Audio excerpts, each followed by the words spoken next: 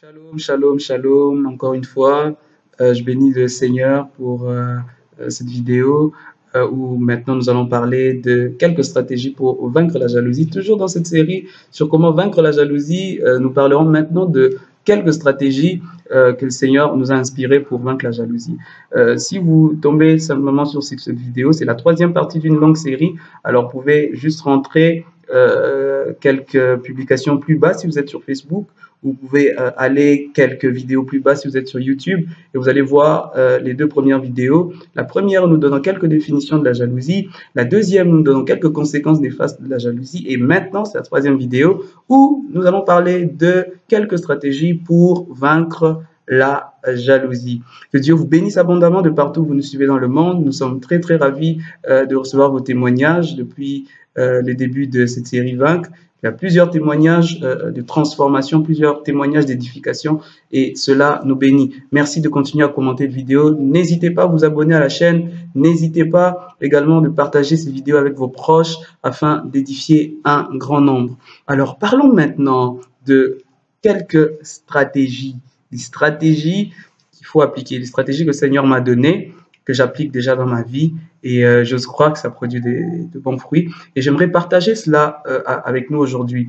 Alors, comment vaincre la jalousie? La première stratégie, j'appelle ça le contentement. Alors, le contentement, c'est savoir ce que Dieu vous a donné à vous. Connaître le domaine dans lequel Dieu vous a appelé. Savoir le don que Dieu vous a donné. Et vous suffire simplement de ces choses. Ça veut dire savoir ce que Dieu vous a donné et savoir également que ce qu'il vous a donné suffit amplement pour votre vie et pour votre destinée. Ça veut dire qu'on n'a plus besoin, on n'a pas besoin d'aller chercher ce que l'autre a pour accomplir notre destinée sur la terre. Chacun de nous a reçu quelque chose de la part de Dieu. Il a reçu une portion de grâce de Dieu, une portion de faveur, une portion, je ne sais pas, de richesse, mais chacun de nous a reçu ce qu'il lui faut. Chacun de nous a reçu ce qui lui suffit. Inutile d'aller prendre, d'aller ravir à l'autre ce qu'il a et croire qu'en le faisant, on fera mieux ce qu'on est censé faire nous. Écoutez mes frères, le contentement, c'est une chose très importante. Quand vous avez la culture du contentement, vous serez difficilement jaloux. Parce que vous savez que ce que Dieu vous a donné vous suffit, vous, pour votre vie, pour votre destinée. Ça vous suffit pour accomplir votre mission sur la terre. La Bible dit dans 1 Timothée chapitre 6 au verset 6, c'est en effet une grande source de gain que la piété avec le contentement. C'est une grande source de gain, ça veut dire de bonheur. Quand vous vivez dans le contentement, vous pouvez avoir très peu, mais vous êtes heureux. Mais quand vous vivez tout le temps dans la jalousie, dans l'envie, dans la convoitise, même quand vous avez beaucoup, vous êtes malheureux. Et ça, c'est une chose que nous devons intérioriser et comprendre. La première stratégie, ça s'appelle le contentement. Demandez à Dieu le contentement dans votre vie. Le contentement, c'est un don de Dieu. Dieu donne le contentement, il donne la paix dans le cœur. Quand Dieu vous donne cette paix dans le cœur, alors vous êtes tranquille, vous êtes calme. Vous savez que même si vous vivez avec $1 par jour, ça vous suffit. Et si vous vivez avec et que vous dormez, que vous vous réveillez sous la grâce de Dieu, que vous respirez toujours, que vous êtes en bonne santé et que vous n'êtes pas dans un hôpital en train de mourir, alors gloire à Dieu, ça vous suffit. Et ça, c'est le contentement.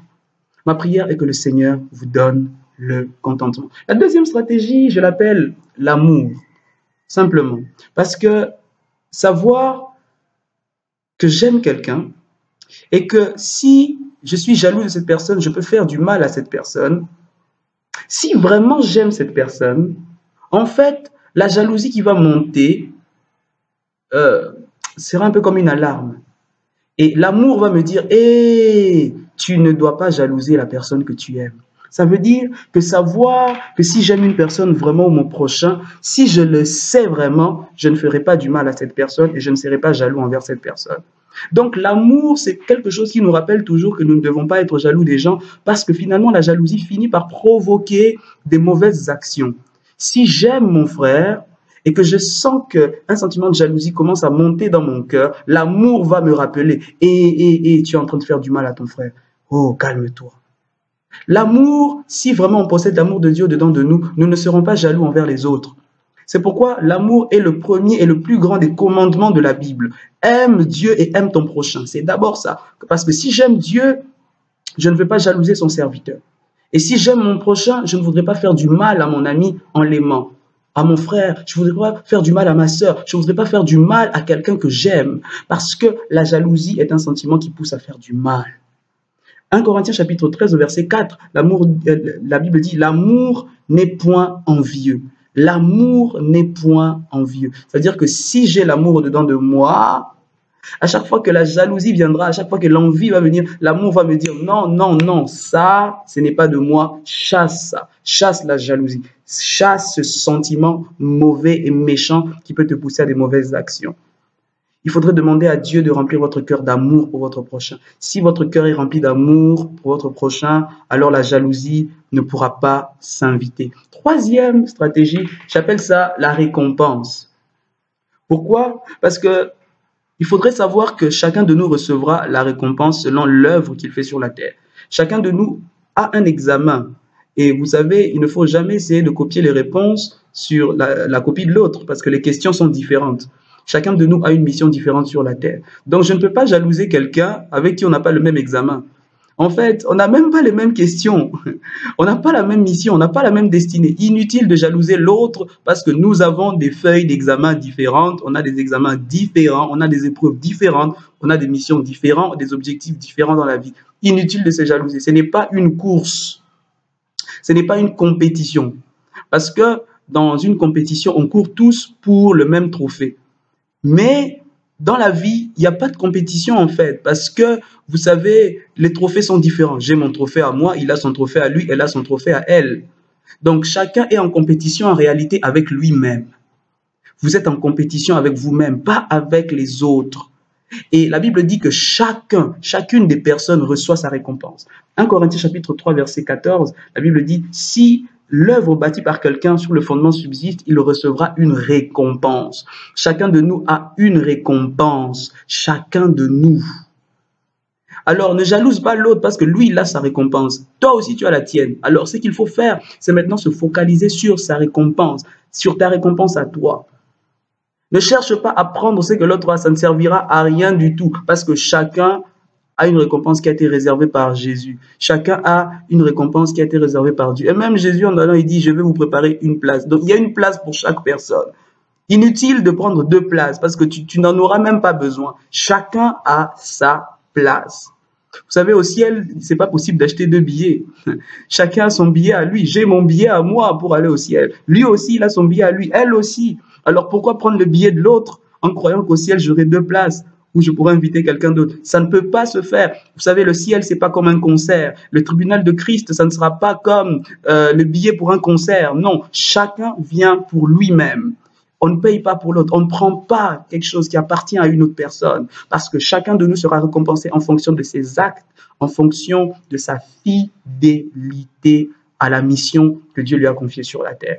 Et toujours se souvenir de la récompense nous empêche d'être jaloux parce que j'ai ma récompense, lui aussi a sa récompense. Que chacun fasse selon ce que le Seigneur lui a demandé.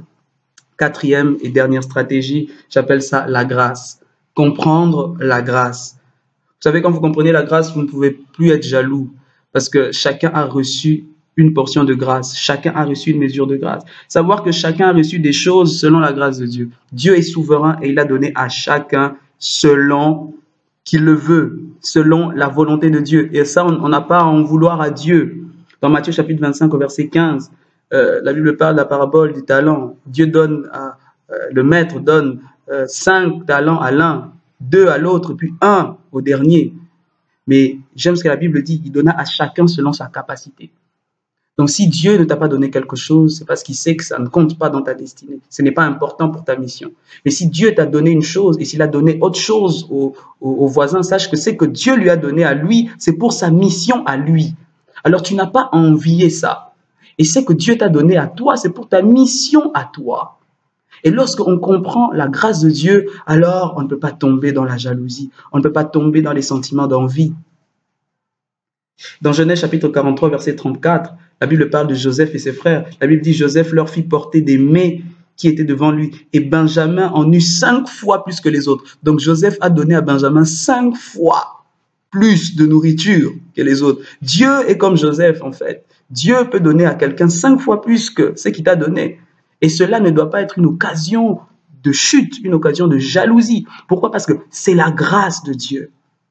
Toujours Joseph, dans Genèse chapitre 45, verset 22, avec ses frères, la Bible dit, il leur donna à tous des vêtements de réchange. Il a donné à chacun de ses frères un vêtement. Mais écoutez, et il donna à Benjamin 300 cycles d'argent et 5 vêtements de réchange. Donc, Benjamin a eu 5 fois plus que les autres. Vous savez, dans chaque domaine de la vie, vous aurez toujours quelqu'un qui aura plus que vous, qui fera plus que vous, qui sera plus grand que vous, plus populaire que vous, plus loin que vous, plus intelligent que vous, plus sage que vous. Dans tous les domaines, il y a toujours quelqu'un qui est meilleur que vous. Alors, qu'est-ce qu'il faut faire pour ne pas être jaloux? C'est de comprendre que ça, c'est la grâce de Dieu. C'est le fruit de la grâce de Dieu. C'est parce que Dieu a voulu lui faire ce don. C'est parce que Dieu a voulu lui donner autant, 5 fois plus que toi. Oh Seigneur, tu me donnes un vêtement de rechange. Gloire à Dieu, gloire à ton nom. Je sais que ça va me suffire pour le voyage. Tu as donné à Benjamin 5 fois plus que moi. Gloire à ton nom aussi, parce que c'est pour sa mission et il aura à rendre des comptes au devant de toi. Donc moi, je rendrai des comptes pour mon seul vêtement, mais Benjamin rendra des comptes pour 5 vêtements. Et gloire à Dieu, je bénis le Seigneur pour Benjamin, je bénis le Seigneur pour mon frère qui a reçu plus que moi. Et lorsque vous réfléchissez ainsi, vous ne serez pas du tout jaloux. Que Dieu vous bénisse abondamment. Nous avons fini cette série sur la jalousie. Je bénis le Seigneur de ce que vous allez partager, de ce que vous allez vous abonner. Continuez à liker nos vidéos et continuez à partager notre page ainsi que notre compte YouTube. Que Dieu vous bénisse abondamment.